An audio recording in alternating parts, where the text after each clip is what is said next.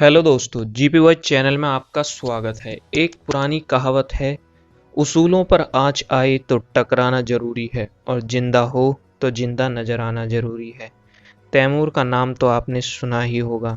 नहीं, वह करीना और सैफ का लड़का नहीं, वह तैमूर जिसकी सेना को जोगराज सिंह गुर्जर, जाट हरबीर सिंह कुलिया व धूला वाल्मीकि गुर्जर मामचंद जैसे सेनापतियों ने अपनी सेना के साथ आधी से ज्यादा उसकी सेना को काट दिया था। कोई अपने बच्चे का नाम कुछ भी रखे, लेकिन बच्चे आपके भी हैं।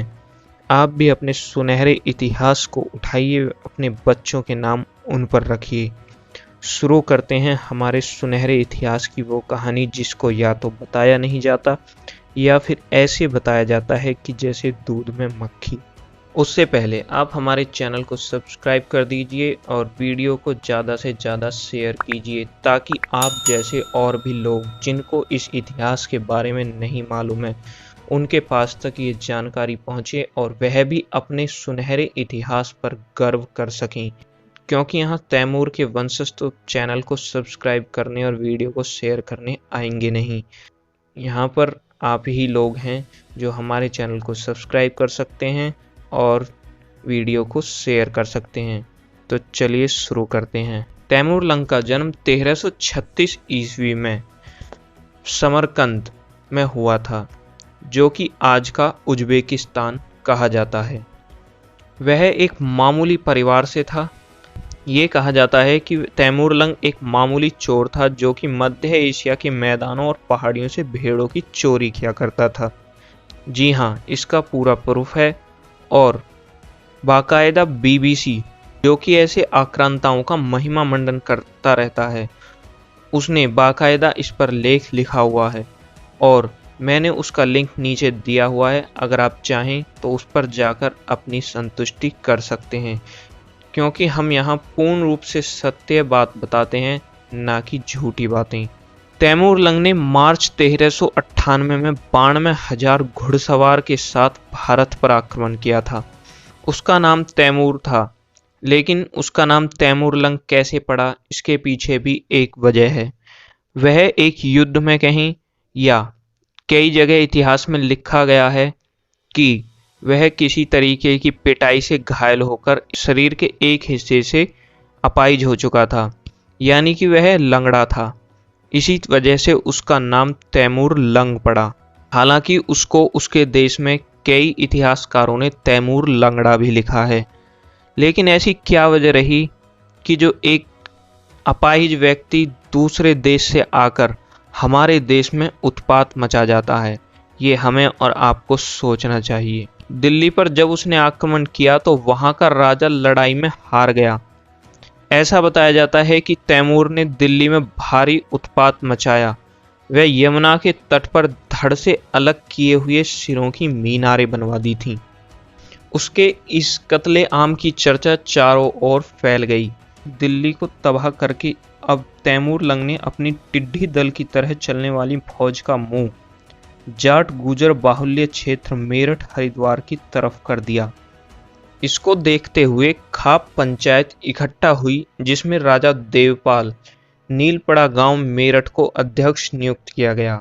यहां पर सर्व खाप ने मिलकर निर्णय लिया कि तैमूर को ईंट का जवाब पत्थर से दिया जाएगा। वे पुरुषों के साथ महिलाएं भी युद्ध में भाग लेंगी। युवतियों को छापामार युद्ध की जिम्मेदारी दी गई। वे तैमूर की सेना को रसद न पहुंचने देना व उसकी रसद को लूटने का कार्य भी यही युवतियां कर रही थीं।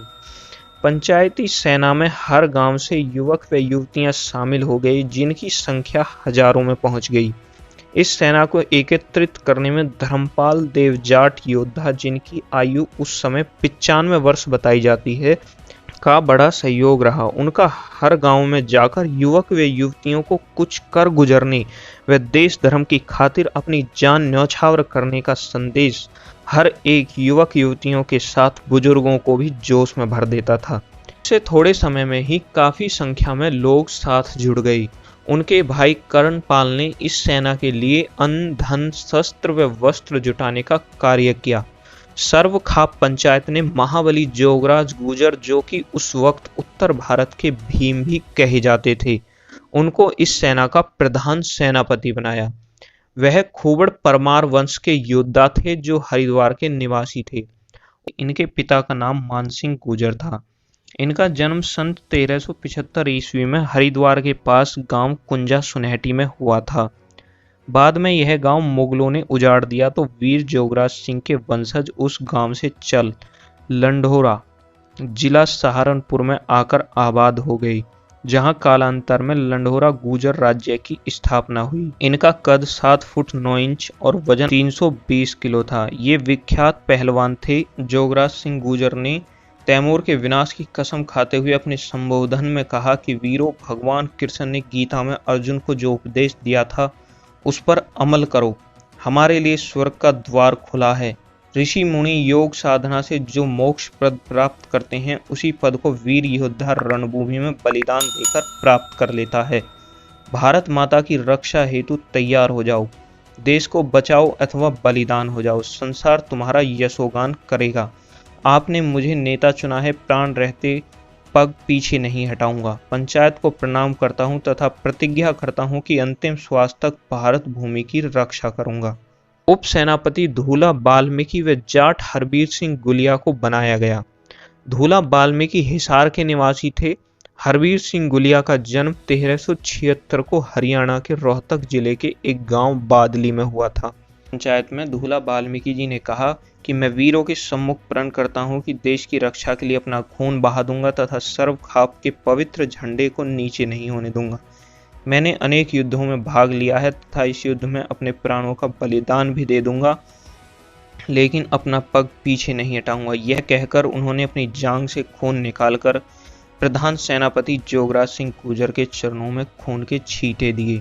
इनके साथ गुर्जर मामचंद सिंह को भी उप सेनापति नियुक्त किया गया था। युवतियों में प्रधान सेनापति दादी रामप्यारी गुजरी को बनाया व उप सेनापति दादी हरदाई जाटनी व इनका साथ देने के लिए देवी कौर राजपूत व हरदेई त्यागी भी युवतियों का नेतृत्व कर रही थीं।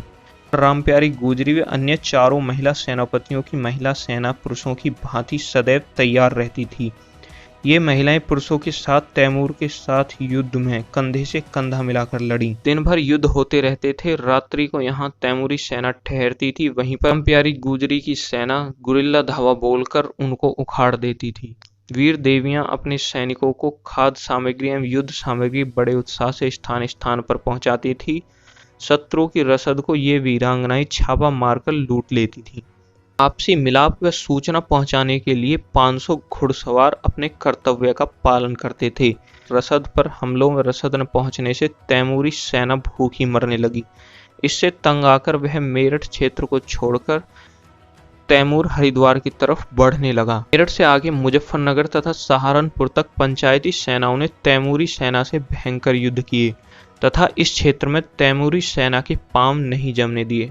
प्रधान एवं उप प्रधान और प्रत्येक सेनापति अपनी सेना का सुचारू रूप से संचालन करते रहे। महिला सेनापतियों खासकर दादी वीरांगना रामप्यारी गुजरी के रण कौशल को देखकर तैमूर दांतों के नीचे उंगली दबा गया था। उसने अपने जीवन में ऐसी कोमल अंगों वाली बारीक आवाज वाली 20 वर्ष की महिला को इस प्रकार 40,000 औरतों की सेना का मार्गदर्शन करते हुए न कभी देखा था और न सुना था। तैमूर इनकी वीरता देखकर घबरा उठा था। विद्वान कवि चंद्रदत्त भट्ट को युद्ध कवि नियुक्त किया गया, जिन्होंने तैमूर के साथ हो रहे युद्ध का आंखों देखा वर्णन किया है। उप सेनापति हरबीर सिंह गुलिया ने पंचायती सेना के 25,000 घुड़सवार सैनिकों के साथ तैमूर की घुड़सवार सेना पर एक बेहद घातक धावा बोला, जिसमें तीरों तथा भालों से घमासान युद्ध छिड़ गया। इसी सेना के साथ तैमूर भी चल रहा था। हरबीर सिंह गुलिया ने तैमूर की रक्षा कर रहे सैनिकों को गाजर मूली की तरह काटते हुए वे बढ़े और शेर की तरह दहाड़ मारते हुए एक भाला तैमूर पर निशाना साधते हुए उसकी छाती में मारा, जिससे वह घायल होकर घोड़े से नीचे गिरने ही वाला था कि उसके एक सरदार खिजर ने उसको संभालकर घोड़े से अलग किया। ऐसा बताया जाता है कि इसी घाव के कारण अपने देश समरकंद में जाकर वह मर गया था। वीर योद्धा हरबीर सिंह पर शत्रु सेना टूट पड़ी। वे चारों ओर से उन पर तलवारों में भालों से हमला किया, जिससे अचेत होकर वह योद्धा भूमि पर गिर गए।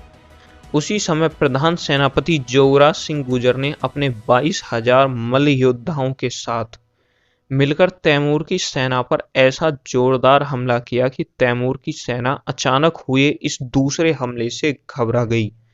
वह उसमें भगदड़ मच गई। जोगराज सिंह गुर्जर की सेना ने कुछ ही देर में 5,000 से ज्यादा घुड़सवारों को काट डाला।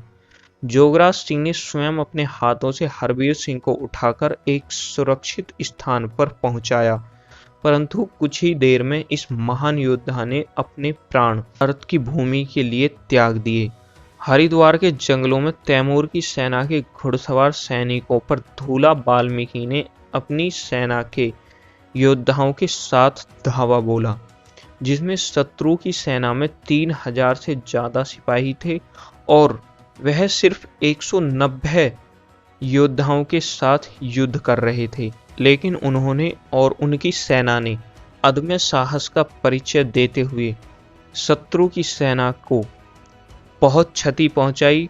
वह सभी योद्धाओं के साथ उप सेनापति धूला वाल्मीकि भी वहीं पर अपने प्राण त्याग कर वीरगति को प्राप्त हुए। तीसरा व निर्णायक युद्ध प्रधान सेनापति जोगराज सिंह गुर्जर ने अपने बाकी सैनिकों के साथ मिलकर उस अदम्य साहस के साथ लड़ा कि तैमूर व तैमूर की सेना अपने कदम उखड़ने से नहीं रोक पाई। वह अपनी जान बचाने के लिए अंबाला की तरफ भाग निकले।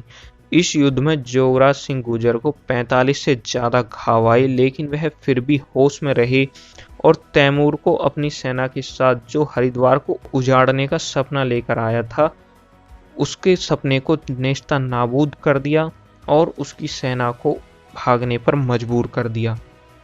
तैमूर की सेना का अंबाला तक पीछा करके उसको और भारी नुकसान पहुंचाया गया व उसको वहां से भी खदेड़ दिया गया। जोगराज गुर्जर जी की मृत्यु कालांतर में रहस्य बनी रही, परंतु एक लोकमत कहता है कि वीर योद्धा प्रधान सेनापति जोगराज गुर्जर युद्ध के पश्चात ऋषिकेश के जंगल में स्वर्गवासी हुए थे। इस युद्ध में केवल 5 सेनापति ही बचे थे तथा अन्य सब देश रक्षा के लिए वीरगति को प्राप्त हुए। इन युद्धों में तैमूर के 2.5 लाख सैनिकों में से हमारे वीर योद्धाओं ने 1,60,000 को मौत के घाट उतार दिया था और तैमूर की आशाओं पर पानी फेर दिया था। पंचायती सेना के 35,000 वीर व वीरांगनाएं शहीद हुए, लेकिन इन सब ने एकजुटता के साथ युद्ध करके बाहरी आक्रांता को जो संदेश दिया, उससे हमें सबक लेने की जरूरत है। वे आपस में ना लड़कर एक दूसरे के साथ मेल मिलाप से रहना चाहिए।